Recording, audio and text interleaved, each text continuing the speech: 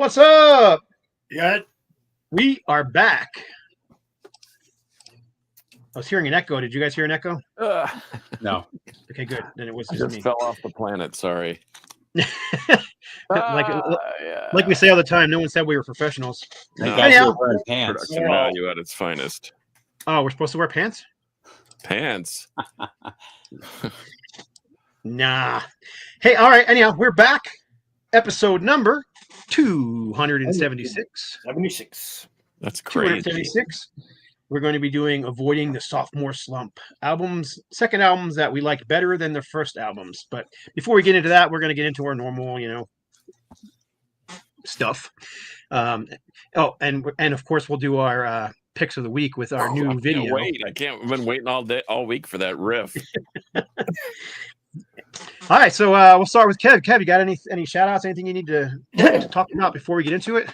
Yeah, shout out to my sister. Of course, a lot of you know my sister has been dealing with pancreatic cancer, and I stopped over today. She's finally home, so I was able to get in, talk to her, and God, she's looking good. She's feeling good. Been about a year now, but I was happy, very happy. It really made my day to see she was very upbeat and positive and looks good. Then I wanted to show this album here. If you guys know about these 3D covers coming out, they were put out by Seven Matter. Remember the Dio covers that were the lenticular covers? Yeah, this is way better. The whole album feel is so different about this. It has I don't know what they use for the 3D effect, but this whole album is like that. But it's kind of, you had to pre-order this, but a lot of the live stuff is coming out here shortly too that they've been working on. And right on. That album is out. Is now. Yeah. But there's some live material coming out from Meister, different shows. Yeah, there's like 3 or 4 albums I saw coming out. Yeah. Well, that one, this Dystopia was part of that. Well, a different select few that are doing the 3D, but they're doing like, I don't know how many albums they're doing, but that was one of them. If you come across it, pick it up. Amazing. Right on. Steve, got anything? Nope, nothing for me. Nothing. The guitar player from, oh my gosh, I know in my head, and as soon as I started saying it, I forgot his name. We lost another guitar player this week from Golden Earring. George Clemens. Yep, he passed away this week, so that's another one bites the dust, which is a formal. I remember reading in Circus magazine, and he said that his formal statement to the world was, "We're going to be the next Led Zeppelin, so get used to it." And I just thought, wow. And I read that in Circus magazine back when I had a subscription to that, and I just thought, man, that's a bold statement. But those first couple Golden Earrings were great. That live album was great. So, but man, my dad they were like a lot of bands around that area. They were for that certain 10-year period from 72 to 82, 83, whatever. I mean, they just put out some good stuff. Yeah. My dad's right though. The longer you live, the less friends you have. And man, they seem to be dropping like flies here. At least the people we know. I ran into 2 people that one didn't know who the Beatles were and one who had never heard of Led Zeppelin. So I guess that's a sign of old age or just bad parenting, one of the two. Yeah, but, it was about a year ago. They were talking to some pop singer girl who's kind of pop rock. Gosh, I can't remember her name for the life of me because I'm old, so I can't remember anybody's names anymore. But in any case, they asked her what she thought of Eddie Van Halen. She's like, "Who?" Wow. Yeah. Come on, man. Yeah. That's bad parenting, I think. Anyway. Billy, gosh, why can't I remember her name? Billie Eilish? There you go, Billie Eilish. That's the one. I didn't know who Eddie Van Halen was, and her brother's a pretty serviceable guitar player. Whatever. Yeah, I was watching the interview. She's like, "Who?" And I was like, "Oh, great." One of my secret indulgences. I kind of like her music. It's really kind of haunting and sultry, but anyhow. Right on. Well, you're last. You got any shout outs before we get into it, John? No, I just talked to Henry. They just got back from a massive pentagram show in Brooklyn with Acid Bath. Evidently, a good time was had by all. And from the video I saw, the crowd looked insane. It was like 4,000 pre-sold tickets, and I'm sure they were trying to shoehorn everybody everywhere. But I'm really hoping Acid Bath plays here at some point. I'd love to see them live. Yeah, I actually saw them back. I think it was with Exhorter and somebody else. I can't remember, but many moons. I mean, they haven't played a show in what, 30 years? Since the late 90s. Yeah. So, yeah, see him if you can. Crazy. What's that wild? What's that wild fest up there in Kentucky? Like a 4-day massive fest, and Steve up there by you, Louder Than Life. Is that? Yeah, that guy. He throws a bunch of festivals. The guy that does that one. Well, they're playing up there because I just talked to Allie, one of the kids, and they're all like super stoked because they're going to get to see Acid Bath, and I'm a little kind of jealous, but anyway. I thought they played at Hell's Heroes. Mm-mm. No, maybe I thought when they were. Oh well. Mm-mm. Right on. Well, let's get into this.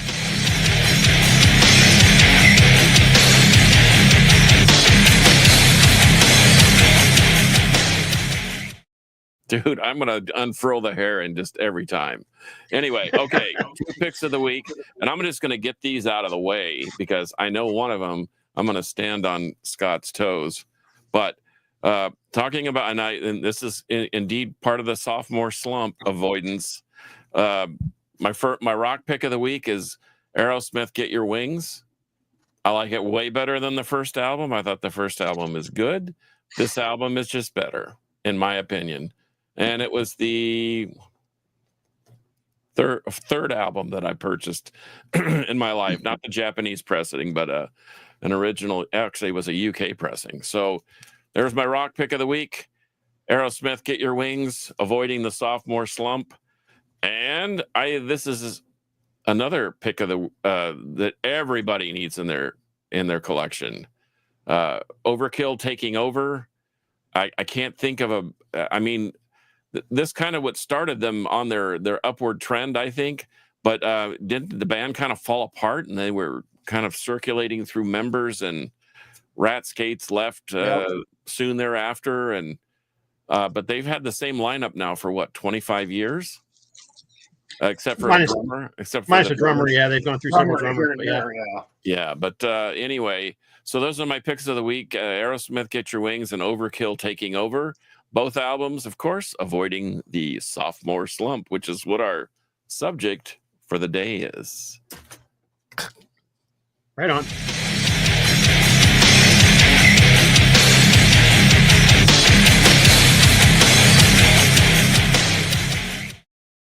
So that was our pick of the week. Someone told me that's too long, but it's only 5 seconds long. No, it's how much not shorter can we make it? In fact, I want to hear the whole song. Right at on. some point. There's actually a big festival that just happened this past weekend too. In Ohio, I didn't get to go. I would have loved to have, but man, I saw some of the video footage, and man, I really think that Reign of Glory is just a fantastic band, and they tore it up. What's the singer's name? Slipping my mind at the moment. Sang for Yngwie Malmsteen. That's a weird name. Slipping my mind. Yeah, that's his name. Anyhow, he was awesome. But yeah, and then also was nice to see the comeback of. See, I got the album right here of Worldview, who did the show and announced their new album coming out. And yeah, I'm looking forward to that new album. That was my favorite album. My number one album the year that came out. Yeah, this Worldview album is great, but I've heard a few tracks of the new one. It's better. It's even better than that one. Or is it just George? No, it's all the same members. Okay, good. Yep, it's Ray Parra on vocals. Yep, Todd Libby on bass, and the dude that was in Holy Soldier in the '80s on drums, Terry Russell. Damn, I remember that, but I couldn't remember Billie Eilish. Oh well. Right on. All right. Well, anyhow, let's get into it. We'll just go around the curves, and if I knew that somebody would pick some of the ones that I picked, so I picked a few extras just in case. But yeah, we'll just start with Kevin, and then we'll go around clockwise. So, Sophomore Slump. These are albums that we think are better than the band's debut albums. Yep. And I got to go with Primal Fear and their Jaws of Death. Jaws of Death. Oh, dude, that is a scorcher. I mean, the first one for me, it was kind of it did have some Priest influence on it, definitely, and their music does. But this one, I think, is where they really started to forge their sound. And for many years, this was not out on vinyl; it was only out on CD. And finally came out. What was it on Nuclear Blaster? Probably, I don't know. It was about 8-9 years ago. These were released out. But yeah, I think this is definitely better than their first one by far. I mean, it had some. I actually a Hellion on the cover. Yeah, it's kind of like the slap in the face. I actually bought a copy of that on CD in Germany. That's like you said, it's like the holographic cover, or it's like a 3D foil cover, but it's a big thick book, and it actually has a live CD in it. Yeah, but it's a German pressing. But yeah, anyway, more Sophomore Slump here. Yep, I can agree with that one. So I mean, maybe what we should do is that when someone shows them, we give a thumbs up or a thumbs down if we agree. But I'm a thumbs up on that one. Yep, two thumbs up for me. That's kind of a weird one with that band. I kind of feel like it's a weird band for me. I like their music. Don't get me wrong. I've got like 10 of their albums on CD. Their whole album is good though. There's not like a lot of albums have a couple really good songs that like the high points that you remember, and their albums are like just really good. It sounds like a weird complaint, but I don't remember a lot of the tracks because everything is really good on them. Well, now they got another new lineup change. They got rid, or 3 of the members left. And then they added a drummer, new guitarist, and I think a new. As long as Ralph Sheepers is there, I'm good with Primal Fear. But to me, that I think this new album coming out is going to be interesting. I don't know. It's just, of the tracks I've heard, I don't know what I'm going to say about it yet. But you got to hear the whole album first. Are they a jawbreaker? So I figured I would start with. I hope not. I know what that song's about. I figured I would start with a little bit of Old Tomato, and Awesome. You get a thumbs up from me because I agree on that one. Yeah, I know that you don't like the first album, so yeah. But yeah, this is the one that got me into Ultimatum, so I got to go with that one. But yeah, that album is getting remastered and a new vinyl full pressing as well. Has that it old already pressing done twice? Nope, only once. Yeah, for those listening, it's Puppet of Destruction from Ultimatum. We should probably say what we're showing. Yeah, we should, because we all have a bad habit of doing that. So yep. But yeah, the Puppet is, our first album was just basically all our early demos slapped together and put on a record because the label that we got signed to didn't have the money for us to re-record it. So back then you had to actually pay for a studio. You couldn't do it in your own little digital studio. So it was all. But in any case, cool. 2 thumbs up for me. Anybody else? I haven't heard it, but I'm just going to assume that it's got to be better than the first album. Right on. Well, you're up, John. Scott's recommendation to me on the first, he sent me a cassette of the first album, and he said, my recommendation is just to leave the shrink wrap on it. Oh, and don't listen to it. I sent him the Fatal Delay demo, yeah. Yeah. Anyway, there's some people, though, that's their favorite. I know there's some people that love that thing, and it sells, when they pop up on eBay, man, they sell for ridiculous amounts of money. Okay, we had talked about this before the show. Devastation, Signs of Life. I love the first record. It's got great songs, but that actually, it just has bad production. And this thing needs to be reissued, and maybe we can bend Rodney Dunsmore's ear just a little bit. I was giving it some my best college try today. I didn't realize that Kerry Crafton was the recording sound engineer on this. So I learned a little something as I dove deep in it. I've been friends with these guys since the early or late 80s, early 90s. And yes, this thing goes for big bucks. If you're looking for an American pressing, it's upwards of $130 to $140. You might be able to find a trashed out not a Japanese, but a Spanish vinyl or one from Russia, but it's going to be gamey and it's $80 plus shipping. But Devastation, Signs of Life. That's Anybody? a good choice. That was one of my choices, so definitely a thumbs up. So that was one of the only ones we talked about before the show. That's why I pulled my copy out. So Okay. I don't think anybody's gonna argue with this. I don't have any Devastation, but what I have heard, I love. Oh my gosh, that's a definite. You need to get. Yeah. I'll tell you, right after we talked, I went and looked for some. It's pricey. Yeah, they're not cheap. Vinyl, it is. Now you can get I've got extra copies of the picture disc of Idolatry. If you need a copy of that, I can certainly just send you one. But yeah, if you're gonna get Signs of Life on vinyl, you better be ready to remortgage the house. All right. Well, my pick is I don't think will be too controversial, but the first album is great. A lot of these bands I love, and I love their first album. Like you showed the Aerosmith record, that's one of the ones I pulled, but I won't show it now. But I love the first Aerosmith album, but obviously Get Your Wings was a big step up, and I think this was a big step up for this band too. I almost pulled that one, yeah. Yeah, I mean, can't argue with that. I mean, the double bass assault on the title track alone is, worth the price of admission here. But there's not a bad song on here. I mean, every song on here is considered a classic. Overkill, Stay Clean, I Won't Pay Your Price, I'll Be Your Sister, Capricorn, No Class, Damage Case, Tear You Down, Metropolis, and Limb from Limb. So yeah, it's just that's kind of a weird one with Motorhead, because the first album they released, which was later released as On Parole, I think is better than their first 3 records that were officially released. But yeah, I came close to pulling that one, but I was pretty sure a couple people would, so I didn't. Hey, something I might just caution real briefly. Make sure that if I see a lot of people saying I'm going to look for Devastation, make sure you're looking for the Devastation from Texas, because there is a Devastation from Chicago that is a serviceable death metal band, and I have some of their stuff too. But you can get very confused if you're looking for killer Texas thrash. So yes, Devastation from Corpus Christi, not from Chicago, Illinois. Right on. We got a new lot of comments here, and I'm sorry I was talking and not paying attention. So, do you remember Crushing the Deceiver?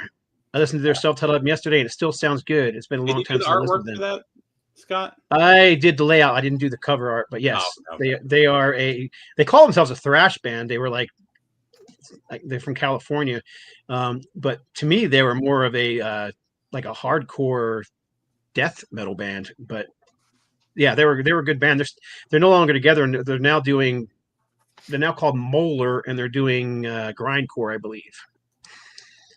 Actually, I think I sent John the Molar shirt, and a couple things from Molar. That is correct. Yep. And What's a up, bumper sticker that looks George? like Hulkamania.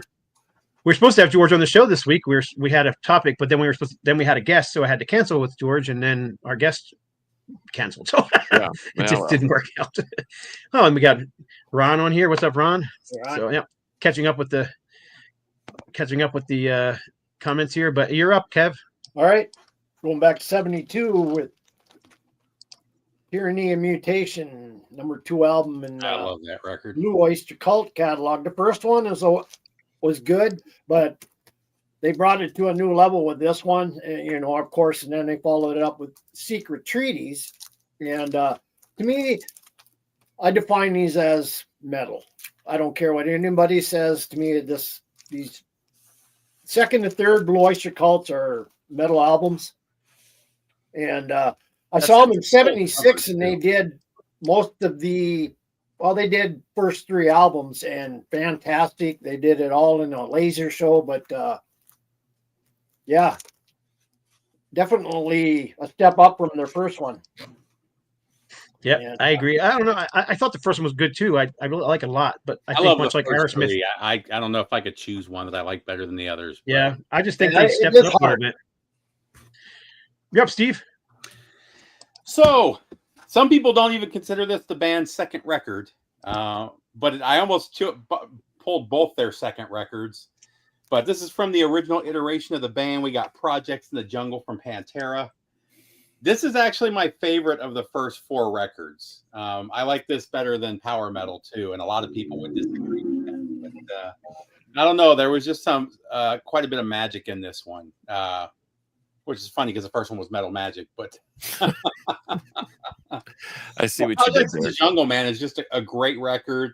You really start to hear Diamond Daryl at this point.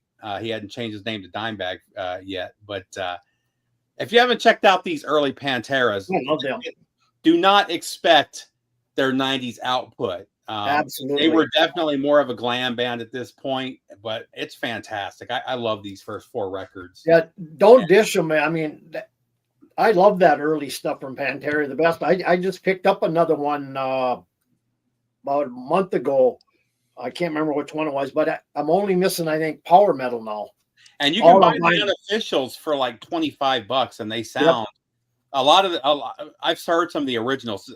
Some of these sound better than the originals do. Yep. So definitely worth grabbing though if you're into that 80s sound. Yeah, gets a thumbs up for me too. I like one better than the first album. I'm gonna just keep my thumb right here. I don't dislike it, but I don't love it.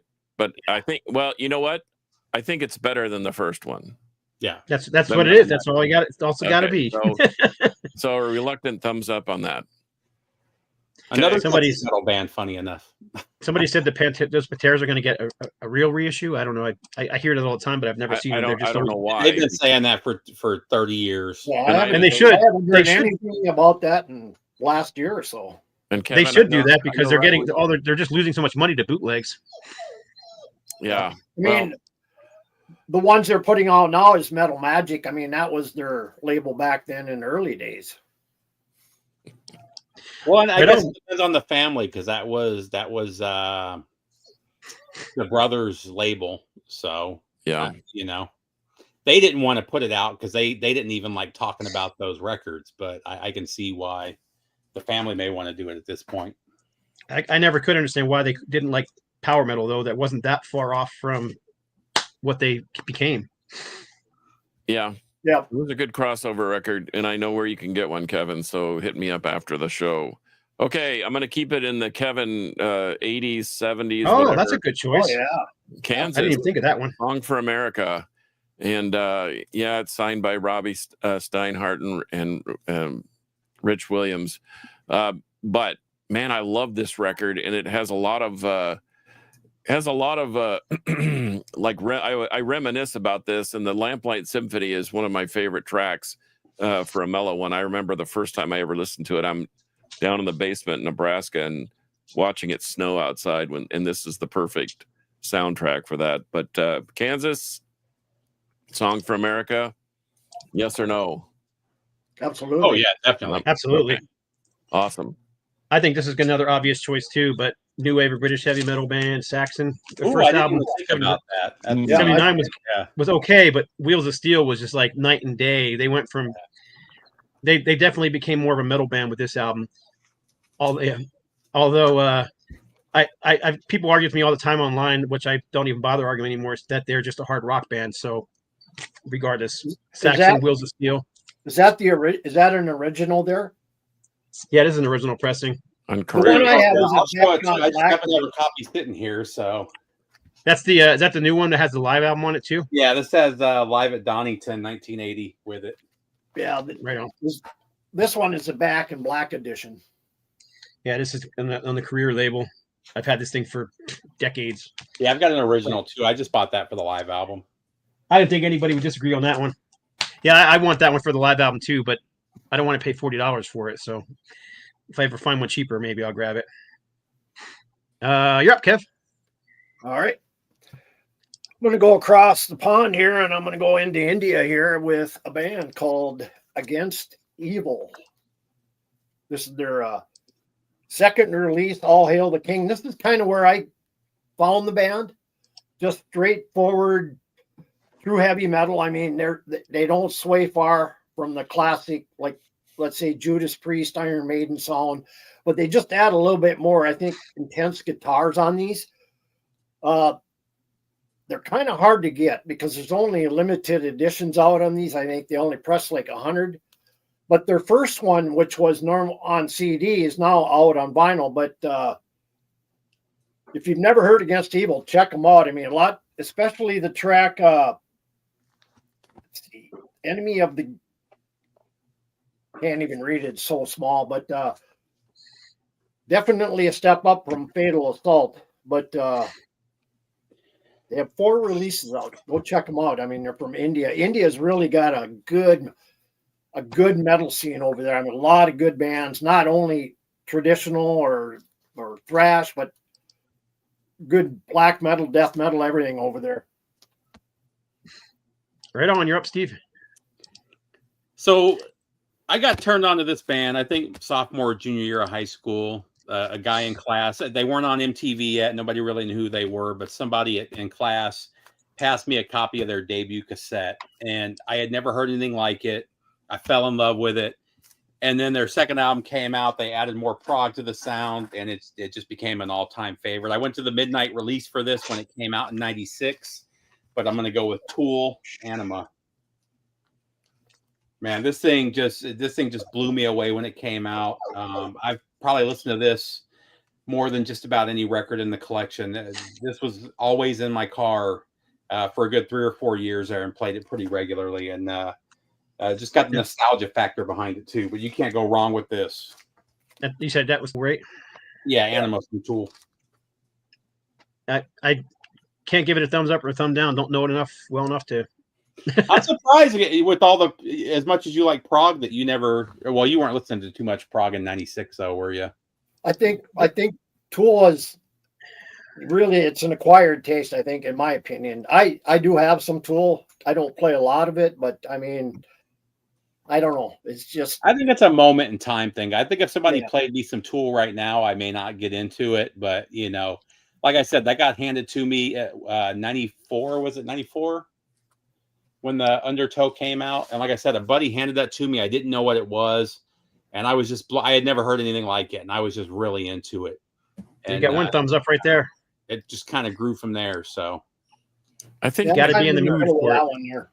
I think Tool is kind of like typo negative. In fact, Henry mentioned it today. He said he doesn't really go for listening to typo negative, but in the right circumstances, it just sounds good. And I think Tool is a lot like that. I mean, Lateralis is a punishing record, and that Anima is, it was a definite production-wise, it was a step up, and it was so doggone heavy compared to the first one. The first one was almost like weird for being weird's sake. Yeah.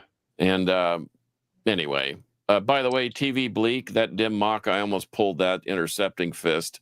That thing is freaking heinous. That is one of my favorite band names, Dim Mak. It's right up there with Mekong Delta. Those are just such perfect names. Yep. For bands.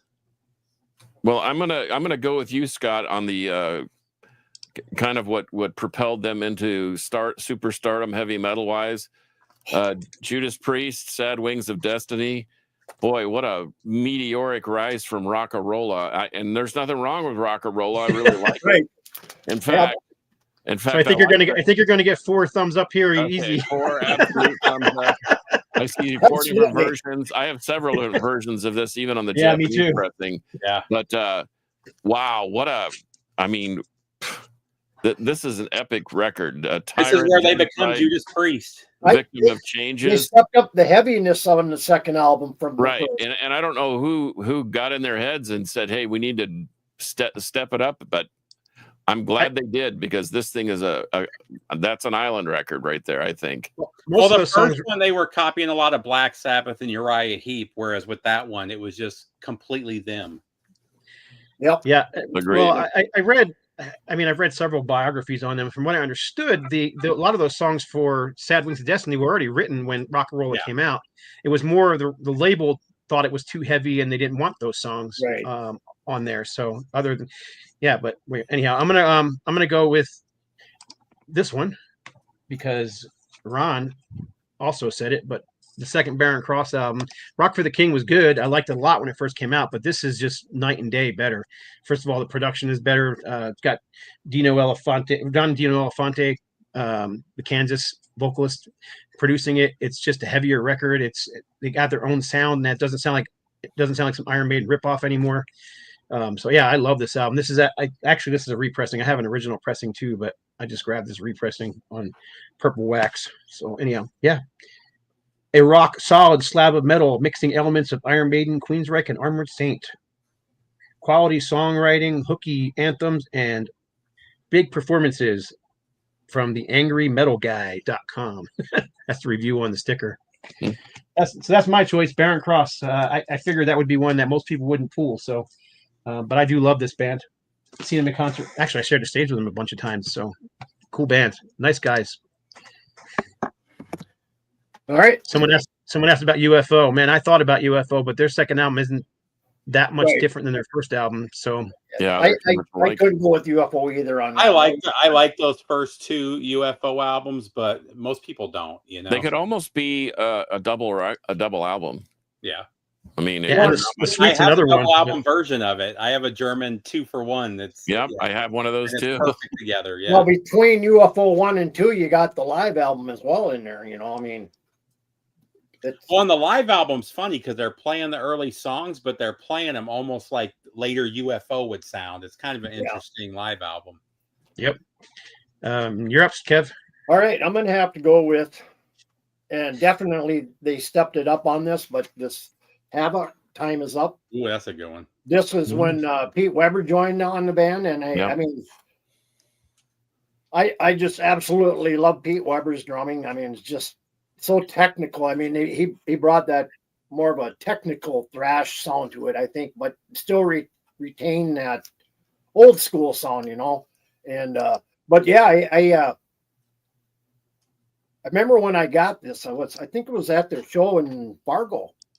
And they all kind of this one is actually autographed, but it was when I was doing my radio show at the time. I had done a bunch of interviews with them, and they politely. It's hard to argue with Burn. Burn is what kind of was like just catapulted them right back into the scene. I'm like, who's gonna hang with Merciless Death and Toxic Holocaust and Warbringer? Oh, it would be Havoc. It was just like it was like as good as they are on album, they're so much heavier live.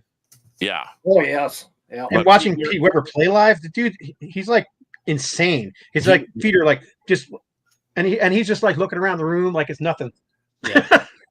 Yeah. He has a lot of instrumental or a lot of videos out on YouTube of some of his drumming clinics. And like a playthrough type thing. Is just nuts.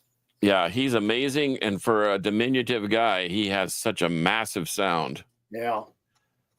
What you got, Steve? So my next one's going to be pretty controversial for a lot of people because a lot of people consider their first album to be one of the greatest death metal albums of all time. And it's a good album.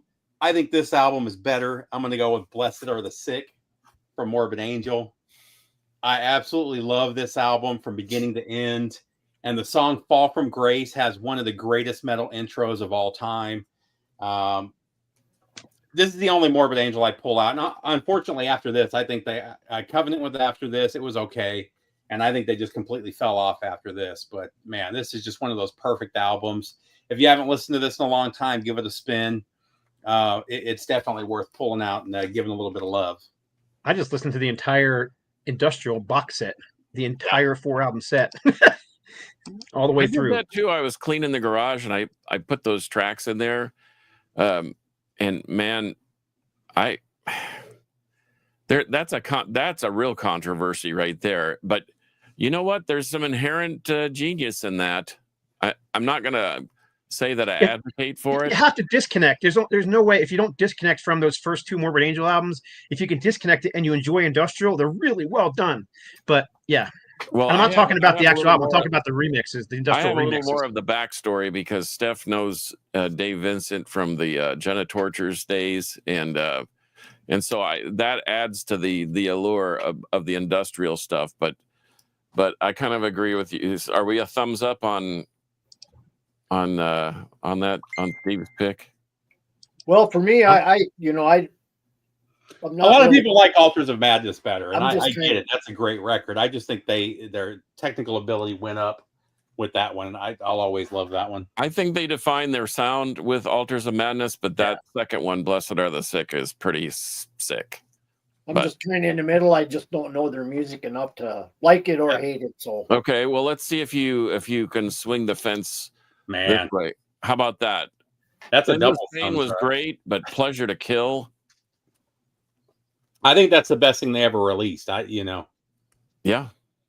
you going to might get an be argument from me. Yeah. It certainly wasn't a renewal. As a matter of fact, didn't I send you a copy of that, Scott? I think I sent you that record. So I have it. Creator, I have an Pleasure to original Kill, copy, so it might have been you who sent it to me. Yeah. Yeah, I think I sent that to you. Is this unanimous? Like the Oh yeah. Yeah. the Sad Wings? I think you got 8 thumbs up on that. Yeah, I think we did. Okay, go Scott. Ron said, I really don't like Morbid Angel, but I'll agree that the intro riff of To Fall from Grace. Yeah. Cool. Let me see. All right, next up, let's see. Still got a pile up here, so I grabbed a bunch, but we'll only do 10. You guys have already pulled two that I had. So about Nevermore, Politics of Ecstasy. I didn't even think about Nevermore. Heads above the first album, in my opinion. I mean, the first album was good, but this is great. And this is actually the album I discovered him on.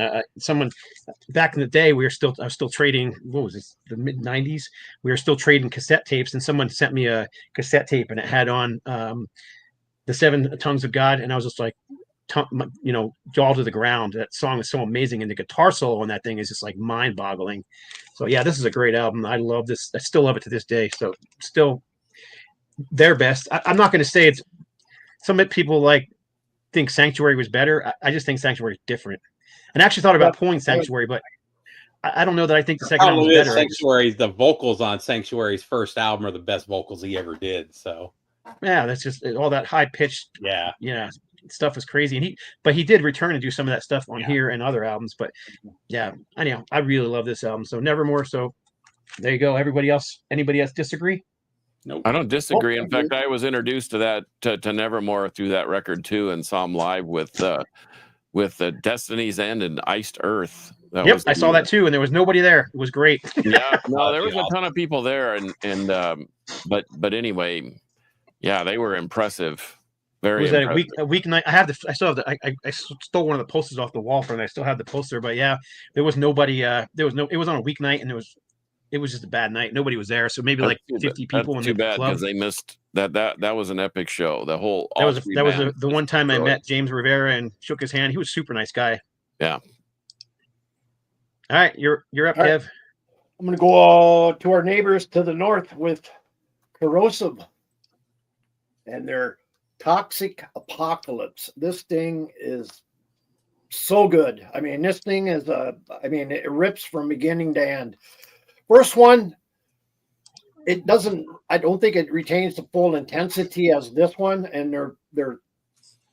they do have 4 albums out, but they only have 3 on vinyl. But their latest one is not like this one. I mean, but this one just is an absolute ripper. They're out on CDN label, and I think they're one of the better, newer, modern thrash bands in the last 10 years. I agree. I like that album a lot too. I don't know if it's better than the first because I'm not as familiar with them as but others. But yeah, it's a good album.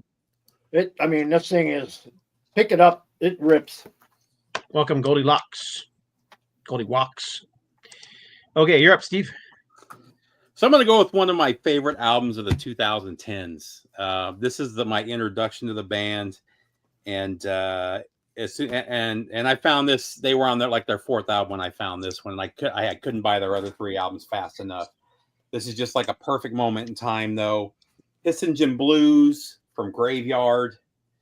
This is just one of those perfect records. A little bit of hard rock, a little bit of psychedelic, a little bit of desert there, a little bit of stoner. It's just, man, it doesn't get much better than this. This is just one of those perfect albums. And every time I pull it out, I listen to it like 10 or 12 times before it goes back into the collection. They broke up for a couple years there and got back together, and they're still putting out some good stuff. So anything from this band is worth checking out, but this is a must-have right here. I thought they had some. I thought I read they were ready to put out some new material. Yeah, I think they have something coming out pretty soon. Yeah. I do. I have some of the early Graveyard stuff, and it is good stuff. Aren't they Swedish? Where are are they from? Yeah, they're from Gothenburg. Yeah. Okay. Right on. I have two controversial picks, but they're in the same realm, and they're both named 2. What do you think of Van Halen 2 and Led Zeppelin 2? Led Zeppelin were on my list. I didn't pull it. But... Van Halen I almost pulled, but I did not. So I'm not the only one. I love the first Van Halen. I love it. Yeah. But the number 2, there's just something about it. And I know that we've had this discussion where they recorded all that stuff for the first 3 records basically in one session.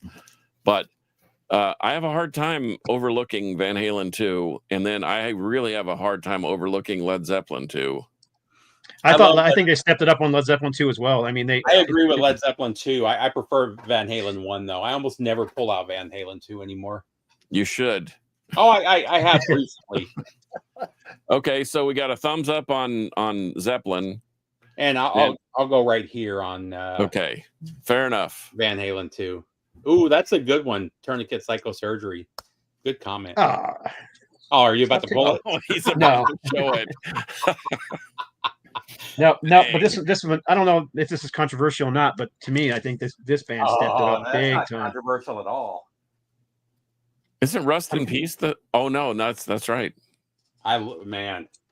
We talked. You did your albums that define thrash metal, and this was like number 2 or 3 on the list, wasn't it? Something like that, yeah. I don't disagree with you, Scott. I think that is better than the first one. I mean, I like the songs on the first album. I thought that there were some great songs, very much in the same vein of Kill 'Em All. The problem is the production is so freaking bad. It's sometimes bad production like adds to the appeal, like the first couple Venom albums or the first couple Raven albums. They're bad production, but they kind of adds because it's got that rawness. But the first Megadeth is rough to listen to. Where this one here is just songs too. Wake Up Dead and The Conjuring. Oh yeah, take me to man, just perfect songs. But yeah, Peace Sells as well. I even like their cover of I Ain't Superstitious. I know a lot of people didn't like that cover, but I thought it was a pretty cool cover. So. I didn't pull that one because for the same reason I didn't pull Exodus, Pleasures of the Flesh. I just think it's better than the first one, and I didn't want to start a riot. You wouldn't have got an argument from me. I think it's better too. I know most people disagree with me on that, but I think the songwriting was better, the musicianship was better, and the vocals were better. Amen. Okay. Good call. I'm glad I'm in good company. Well, we're getting a lot of agreements from that one too. So, yeah. Right. All right. What you got, Kev? I have another Canadian band. Rock and roll. Yeah, I thought about them. The Canadian, and of course, whatever. I was going to say, is that the first album or the first and the second album or and the? Oh, they're Canadian, U.S. pressing. So, but it's I remember when this first came out, and it got massive radio play down here in Minnesota quite a bit. You know, being neighbors to the north, but. I mean, we played this. I mean, they do what was that? 24 Rock and Roll Machine, of course. I mean, their classic song, and I mean, this is just I don't know. It's just a step up, I think, from their first. I do love the first, but Rock and Roll Machine, I think, is where they really took off. Yep, I agree. Thumbs up for me, man. Anybody else? No, thumbs up for me. I love that record. Yeah, 100%. Do you have the one with Little Texas Shaker on it? I don't know. That's the Canadian version. The Canadian version, yeah. Yeah, we're getting a lot of people agreeing with us, though. The U.S. version is better. So the U.S. version is not the same as the Canadian version. Yeah, it's similar to the first AC/DC record here in the United States. It's a comp. Yeah. Oh, this is a good one. I don't want to screw anybody's choices up. Hopefully I won't, but we can still show it later. But I didn't even think about Rush. But yeah, I think that either. Man, Fly By Night. I'm gonna. I don't know if I agree wholeheartedly agree with Kevin Garland. Actually, I do agree with that. I like the first one here. That is a killer record, starting with Bytor and the Snow Dog. But I digress. Absolutely. All right, you're up, Steve. So most people probably don't even realize this is the band's second record because this was the record that people first heard this band. Their first album was Soul Crusher, and you kind of heard the sound that they were going to come to later. This, you kind of get the sound. Their third album was even better, and it's the one where they blew up with, but Make Them Die Slowly from White Zombie. I still love this one. I remember when I ran across the CD and the artwork was so cool that I had to buy it, and I was hooked. And then Devil's Music Volume 1 came out, and it took it to the stratosphere. It's just one of those perfect albums. And it's kind of a genre defining. I mean, they created their own sound in a way that a lot of bands didn't. But if you guys haven't checked out Make Them Die Slowly, it's not as poppy as Devil's Music would be, but man, you really hear the development. And when you check out their singles and EPs, it's even more, because they started off as a noise rock band and slowly progressed until they got to the groove metal sound that they would have with this one. So Make Them Die Slowly from White Zombie. I'm not a huge White Zombie fan. I do like White Zombie, but I agree on that one too. If you haven't seen them live, and especially in the early days, that's what's going to make you. I worked the show and was a runner for the band in Houston, and they were really pleasant to be around. Well, I mean, Shawnee Salt was very pleasant to be around, Yeah. and they. I was just going to say she's not hard to watch on stage. Yeah, and they just sounded killer, man, live. I mean, and that's kind of what I mean. I'm not going to run out and buy all their stuff, but I can't deny that they were great, especially on that era. Yeah. You're up.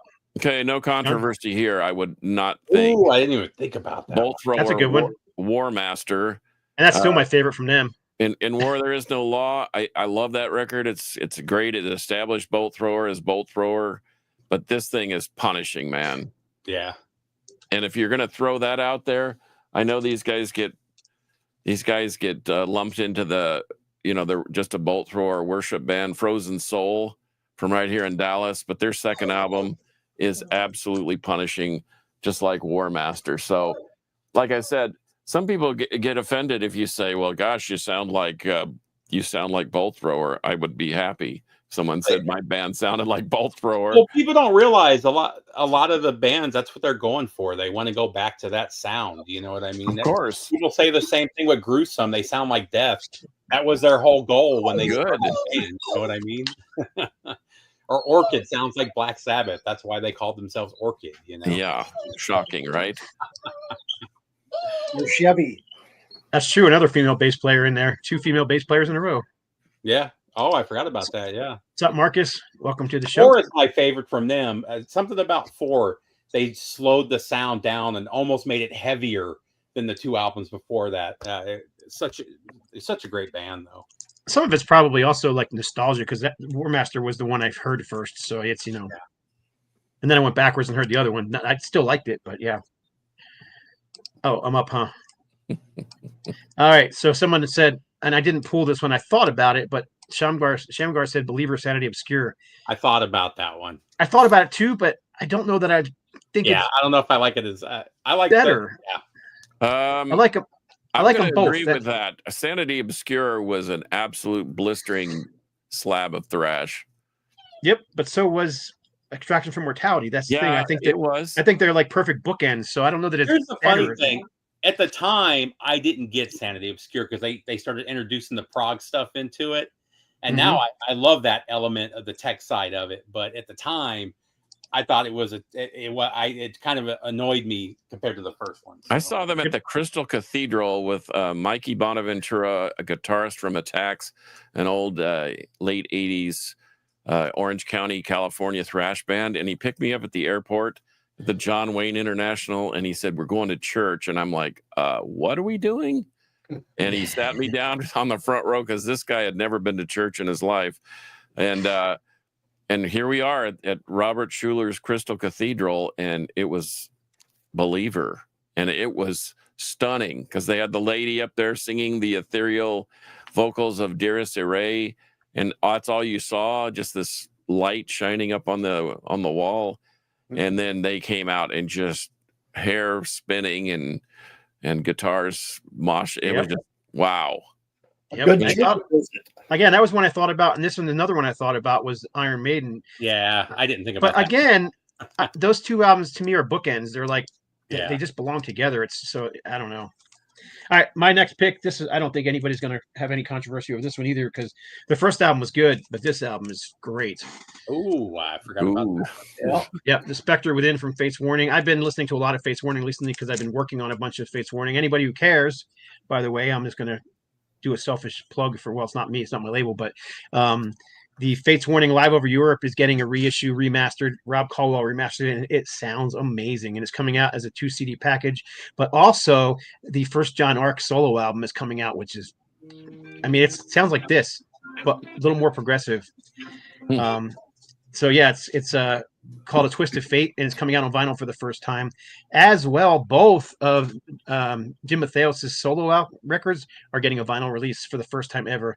And Carcass John, if you haven't heard the very first, you need to check it out. I think you, of all people, will probably dig it because it's got a very unique vibe. It's done with guitars, but there's cellos and violins. There's no bass or drums or anything like that. So it's a very unique sounding album. But yeah, anyhow, yeah, this album to me, this is the album I discovered him on. So again, it might be some nostalgia for me because this is still my favorite Fates Warning record. But yeah, Spectre Within, I think it's just a brilliant record, and the follow-up, I think, is also equally as great. So yeah, Fates Warning is my pick. So anybody disagree? No, I agree. All right, you're up, Kev. Thumbs up for me. Yep, same. I thought this was a bigger improvement. Their second album with Night of the Storm Rider. Of course, this is No with argument for me. On vocals. John Greeley, right? What's that? John Greeley on vocals, Greeley right? on vocals? Oh, John Greeley, excuse me. And of course, right after this, of course, we had Burnt Offerings with Matt Barlow, where they really stepped it up. But I thought this was a bigger improvement from their first album. Of course, John Schaefer experimenting, and trying to find his sound. But definitely, if you're thinking Barlow-esque, no, this is not Barlow vocals, but it's just as good, but with a different style. I mean, I love both, but Barlow, I think, just added something more. But the second one is really better than the first, I think. And they re-recorded that a couple years later with John Barlow on that triple LP they did. Right. So I don't know how many's everybody got left because I've got a few. I got a stack. I told you I pulled a million. Yeah. all right. Well, I got a keep couple, going. but not a whole lot. Cool. You're up, Steve. We can run over a little bit. This next one is not fair because the first album is almost a different entity in itself. And not only that, not only is this an amazing album, a lot of people consider this the best album of their 40-year career. Images and Words from Dream Theater. Oh, wow. Wow. Yeah, I actually thought of that one too because I don't think they ever beat that album. I love a lot of their stuff, but not. I like the follow-up a tiny bit better, but I also got into the band on the follow-up to this, so and went backwards and got into this one. I still love this one though; it's right there. They're kind of equal, and they've never sounded as good as they did on those two records. Unfortunately, I will be seeing them in a few weeks though, so really looking forward to that. But man, Images and Words is just one of those 10-star records. Well, then if you haven't found it, we discussed our favorite live albums last week. You got to find that Dream Theater Live at Marquee. Oh, I have that. Yeah, I have the CD. I have it on CD. I don't know. Was it ever released on vinyl? No. But, well, I don't want to disappoint our poser friend down in Houston by not mentioning my favorite band in the world, Osric Tentacles. But the guitarist and brain trust of Osric Tentacles is Ed Wynn, and he put out a solo album about 5 years ago. Well, his second solo album is absolutely stunning. I'll give you a thumbs up on that one already. Yeah, and he's in co-tangent with Gray Vanderloo, who's with a band called Grace Rooms. He's a Dutch instrumentalist, does a ton of different stuff. But Tumbling Through the Floatyverse by Ed Wynn is a stellar follow-up to his first one. But so I had that was my Osric Tentacles dig, but because all the Osric Tentacles records are equally as outstanding in my opinion. Yeah, that's one of the bands I thought of too, and I was like, really? Where do you even start? Because do you start with the cassettes, the original 6 cassettes, or do you start with, and do you include the live albums as an actual release and blah, blah, blah? So I just went to what I know, and that's Edwin, the guitarist and the guy that runs the whole show anyway. So there you go. What about Def Leppard? Their second album is definitely not as good as their first record. No, I don't think Nope. so. I think it was a downhill slide for them. Each album they got worse. That's I my do like opinion. their second album. Don't get me wrong, but the first one is just a perfect record. Well, here's a newer band that I think they stepped it up. I love the first album. I thought it was fantastic, but then this one came out, and I think they blew it away. But this is Renouncement from Motivik. I thought about that. This is just one of my favorite thrash albums of the last 10 years. I mean, this thing is so freaking good. It's unique. You can't say, oh, they're just an Exodus clone. They're Metallica. No, they sound like Motivik. They don't sound like anybody else. It's oddly enough, the album is named after a cover song. They did Renouncement, which is an old song from Betrayal. But man, they actually got the original Betrayal singer to come in and do guest vocals with not Ryan Jennings. Ryan, what's his name? Ryan. Dadgummit. Anyhow, Ryan and the original vocals came in. He's probably in here listening to him. We can't think of his name. Yeah. Anyhow, to me, this album is brilliant. It was in my I think it was in my top 2 for the year last year. Yeah, right. Something like that. I can't remember. Sorry, Ryan. Yeah. Sorry. Anyhow, great album. So if anybody doesn't know Motivik and you like thrash metal, that thing is brilliant. It's just so well done. Kevin just mentioned this, so I'll show it real quick. Kevin in the comments. Yep, there it is. Dirt from Alice in Chains. I'm getting some Motivik comments here. Yep, you are right, Roebuck. That's right. It is Roebuck. Yeah, okay. And I knew that, but I said someone else's name first, and I brain farted after that. All right, where are we? Kevin. My only CD, I looked through my vinyl, I couldn't find it. I don't know what happened to it, but I had to go with the Scorpions and Fly to the Rainbow here, right after Lonesome Crow. I think John's going to disagree on this one. But I mean, this is kind of where I got into the band, this stuff here, and I kind of went back into Lonesome Crow. But this, after comparing the two, this is, I think, just a little bit better in my opinion, as far as being their second album. Lonesome Crow is good. I love it, but I just like Fly to the Rainbow a little bit better. Nothing wrong with that. You could almost call this an EP. They only had 7 tracks on it. Yeah, but there were some of them were a little longer. So yeah, I don't disagree that it was a great record. It is a great record, but is it better?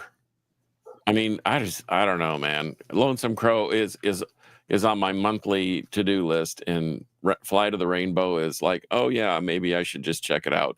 That's just me. Yeah. That doesn't mean that shirt that you're wearing is one of the 10 greatest records of all time. Yep. Entrance, if Entrance was their second album, then you get no argument for me. I love Entrance. Really.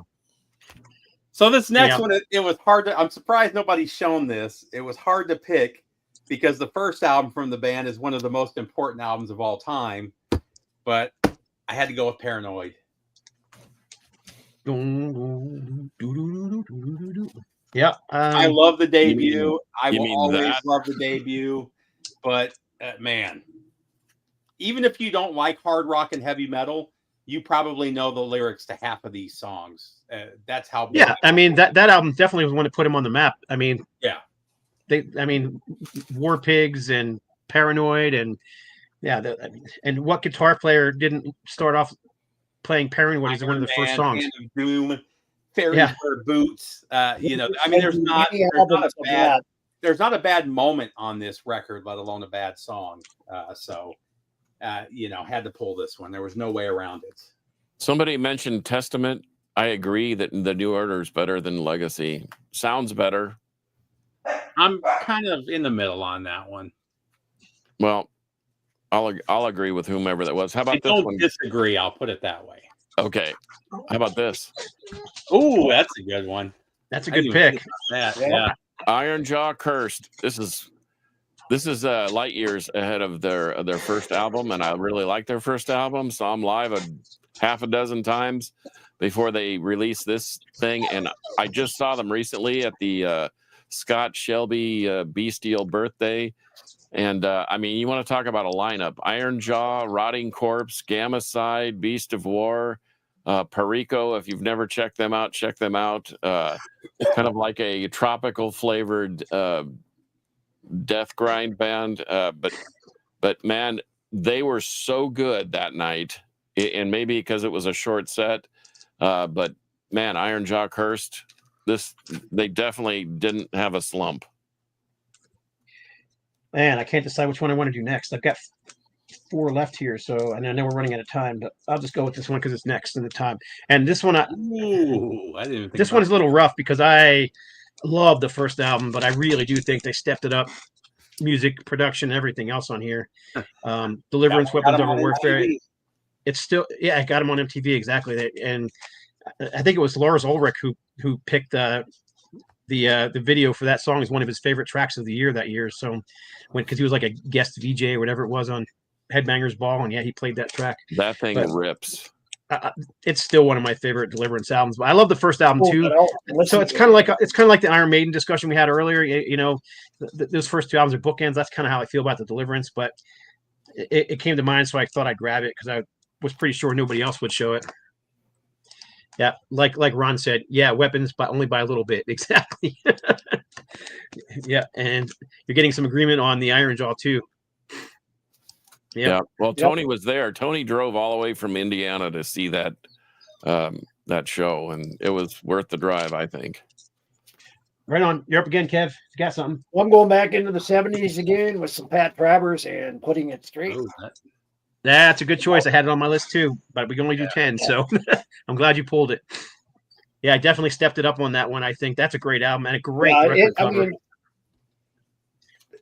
early Pat Travers, 70s Pat Travers, I mean, the hardest and heaviest of him is, of course, from the 70s. But this here, I mean, when I first heard this, I think it was, God, I can't remember how old I was, but I was at a friend's house, and he liked to play a lot of different stuff like groundhogs, trapeze, you know, a lot of the obscure stuff back in the early days.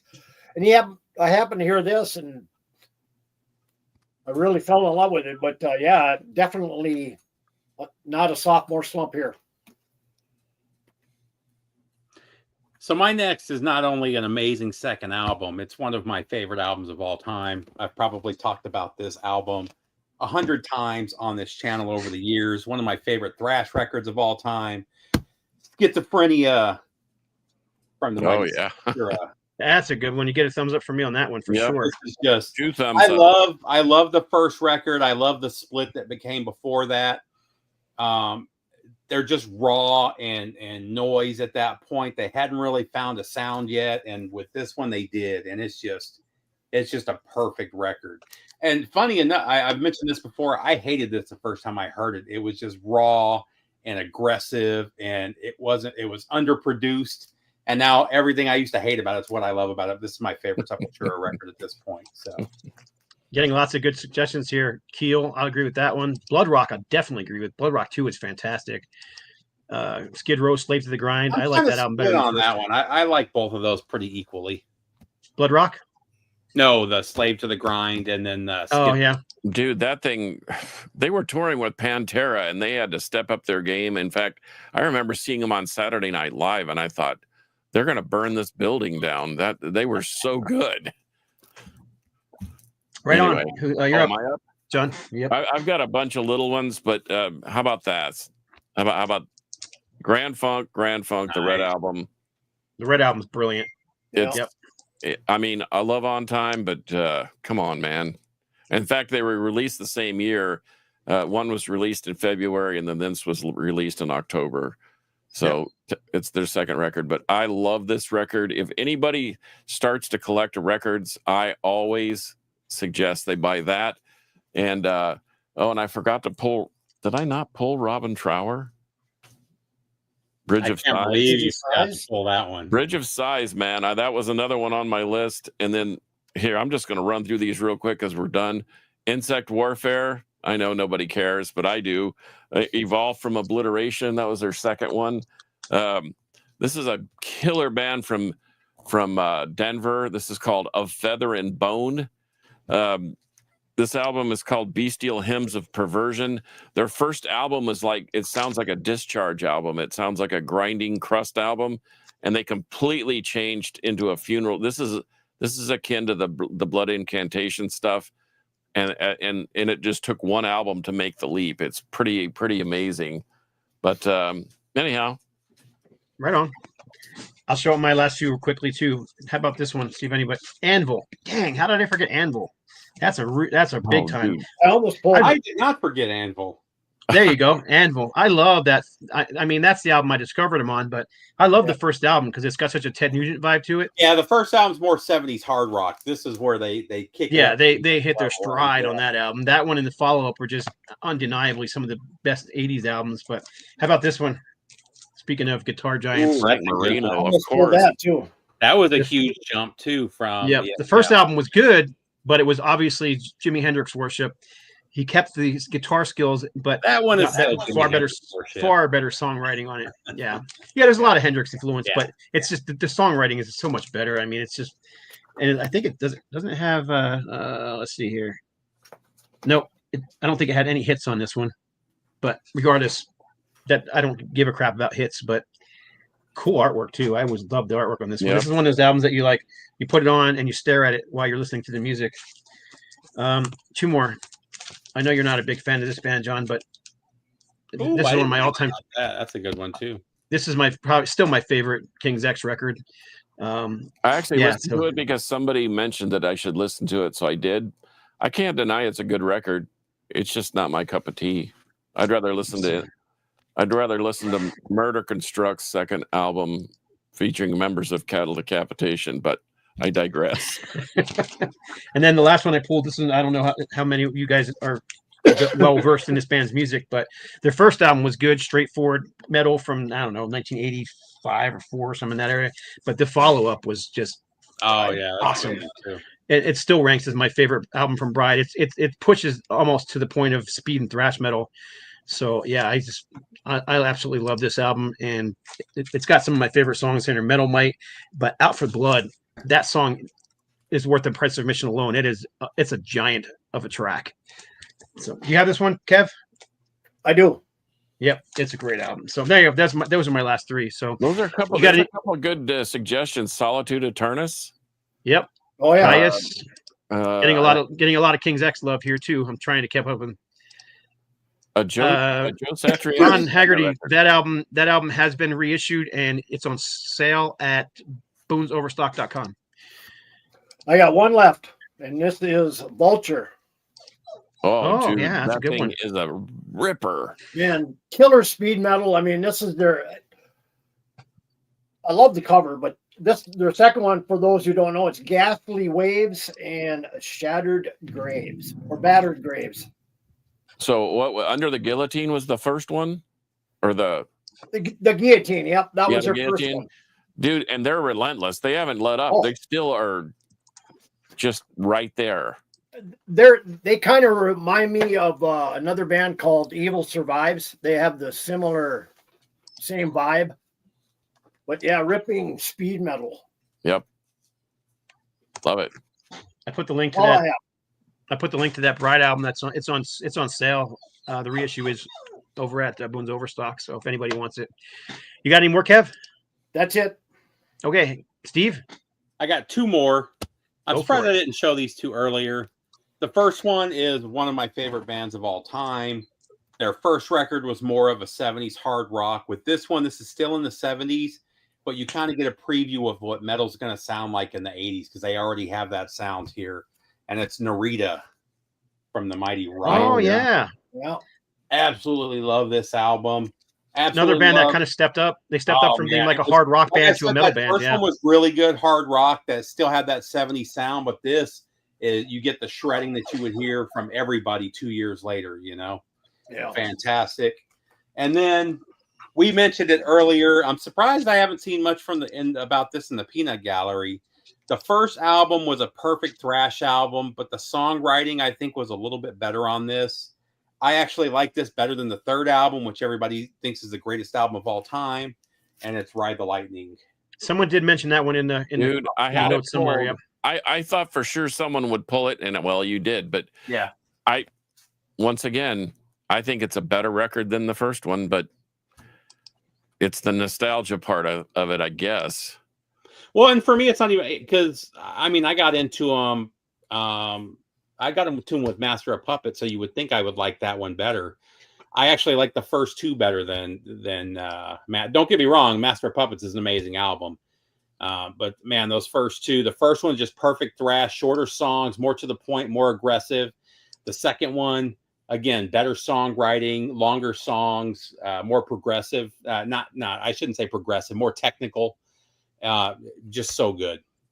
Yeah, Jason, we showed the Aerosmith right up at the beginning. I think it actually was the first one that we showed. There's a pick of the week. John, yep. So yeah, that was a good one. And Yeah, you're getting a lot of. I'm being Another accused- person asked about Yes. Yes from UK prog band. I thought about that one too, and I definitely agree that was a big step up. Yep. But their third album, about that too. I just think. but their third album was like, fourth album were next. we're just so much better. That's why I didn't pick them, because the second album was better, but the third album was freaking brilliant, and the fourth album was brilliant, and the fifth album was brilliant. So yeah, that's why I didn't pick Yes. But sorry about that. You got any more? No, I've been accused about not picking one of our home buddies here, probably Hellstar, but Hellstar.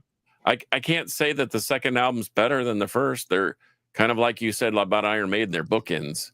That's kind of how I see it with Hellstar too. Those first two albums are just they're fantastic, but yeah. I can't pick one over the other, so I didn't. Twisted into Form better than Forbidden Evil? No. Forbidden Evil rule. I love both of those records. And I think those two are pretty equal, but they didn't hit a sophomore slump. I can say that. At least you can say they didn't. But they hit a junior and senior year slump. Good grief, with Distortion and Green. I kind of like those too, but they're not the first two records. Well, people like Load and Reload too from Metallica for different reasons, but they're, you got to pass on the Hellstar. Okay, good. Thanks. Well, we're all big Hellstar fans here. When we did our perfect bands, I think didn't we pick it James Rivera as the vocalist? Yeah, I think we did.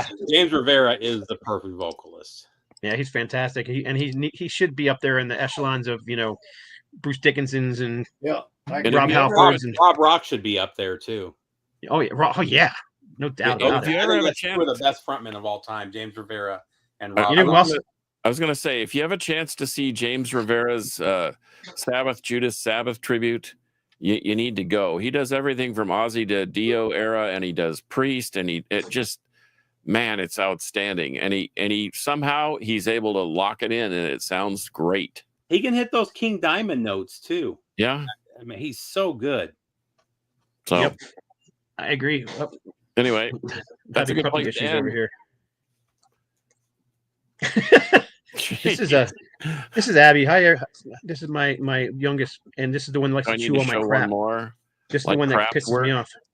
This is the Kraftwerk second album. How can you tell? Because the cone's not orange, and it has a number 2 on it. Anyway, that's it for me. Good. I like Kraftwerk. I know a lot of people don't. I get it. The early stuff is like 70s prog rock. Yeah. And then they went completely keyboards, abandoned drums, bass, and guitar, and went straight to keyboards. I love Computer World. I thought that was a great album. I was playing Computer World one day, and my Autobahn. My at the time 20-something-year-old son walked in my room. He's like, "Dad, what are you playing? Music from a calculator or what?" That's what they should have named that record, Music from a Calculator. Yeah. Right. Right on. Well, that's it for this edition. So we went a little over again, but that's all right. That was a fun one, and I think we didn't get a whole lot of pushback on anything we picked, so that's all good. But definitely appreciate everybody watching. We had quite a few people watching for a long time. Ooh, there's another couple good ones here. Yep. Fist definitely agree with Foghat too. Yep. Grand Max. Yep. Some good suggestions coming in here. So anyhow, so we'll just end it here. So actually, you can find Kevin at YouTube. Kevin Boy is over at YouTube and at Old Metal Rocker 66, and you can find me over on Facebook as well under Kevin Colhays. You can find Steve at Steve. Yep, Harmless Rebel on YouTube. Harmless_Rebel. Man, I can't even say my name. Harmless_Rebel at Instagram. Right on. You can find John. Carcass John Art, and on 128 DB Rock. Yep. The Crypt and Carcass John's alter ego. Download the free app and tell all your friends to do the same and listen to some real metal. If you guys want to hear, we always get requests. Where's Rob Caldwell been? Well, that's where he's at. So if you want to hear Rob Caldwell, that's where he is. And he does the afternoon show from 3 to 4 Central Standard Time, and every day it's actually pretty good. Yep. And you can find me on Instagram at No Life Till Metal. You can find me on YouTube at Scott Waters and No Life Till Metal. You can find me pretty much everywhere. It's just type in No Life Till Metal or Scott Waters, and you'll find me in most of those formats. So anyhow, so that's it. Appreciate you all watching. Definitely appreciate all the comments and everybody. I love when we have as many comments as we did today. So sorry, I got most of them up. Sorry I didn't get them all up, but so for episode number 276, you know how we do it. Metal will prevail.